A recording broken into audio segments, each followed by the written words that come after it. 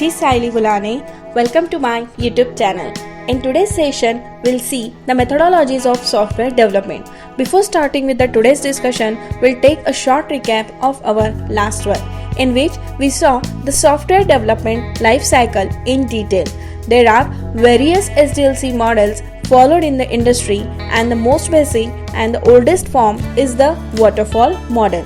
So let's start with the today's session. We'll see in details of waterfall model, its advantages, disadvantages, and how this model affect the testing process for a software or a application.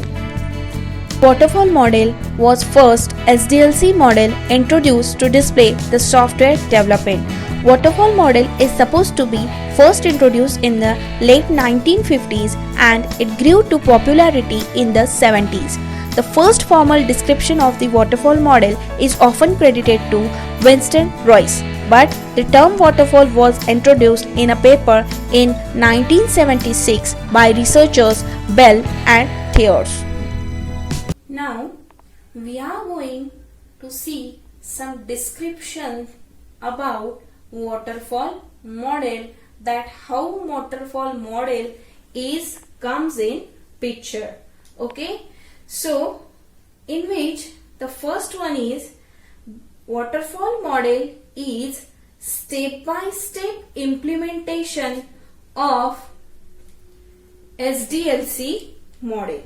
It is a step-by-step implementation of SDLC model, means which follows the SDLC. Who follows SDLC? Waterfall model.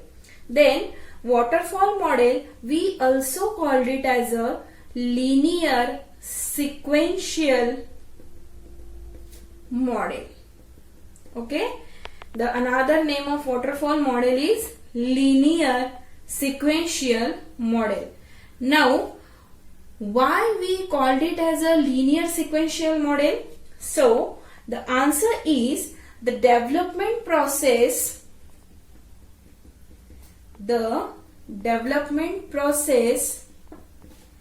is usually unidirectional and flows steadily downwards through the different phases of software development, right? That's why we called it as a waterfall model or linear sequential model. Now this downward flowing concept we called it as a waterfall model.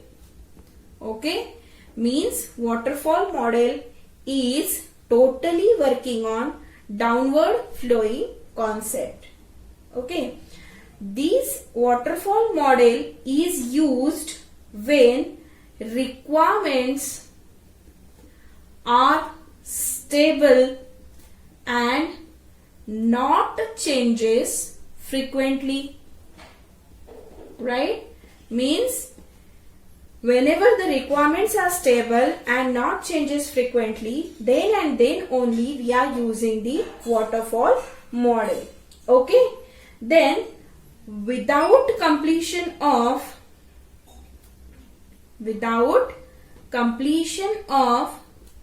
first stage, we can't move towards the next stage. Means we have to first finish this stage which is going on and then we have to move towards the next phase. Okay, once we complete this stage, suppose we are completing stage, then we can't revert back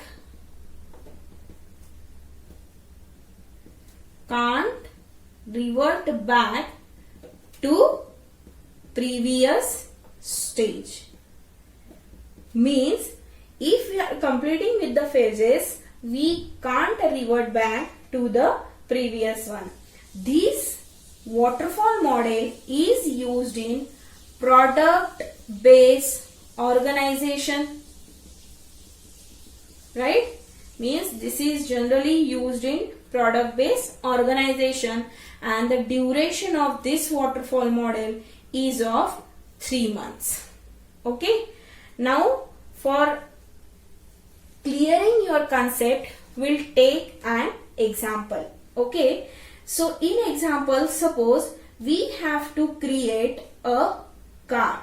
So for creating car, first of all we have to create concept of car design, right? We have to create concept of car design. Then we have to design the car. After that, build the car and then test it. So this is nothing but the flow as waterfall model. Again we'll take another example for to create a house. Again we have to collect the requirements from the customer, then make a blueprint of design, right? Then build and then so on. So in the same way, waterfall model states that it is nothing but the downward flowing concept which is done in unidirectional and flows steadily downwards. Okay. I hope you understand today's topic well and hope you guys enjoyed it a lot. Don't forget to like, share and subscribe for this video. Thank you.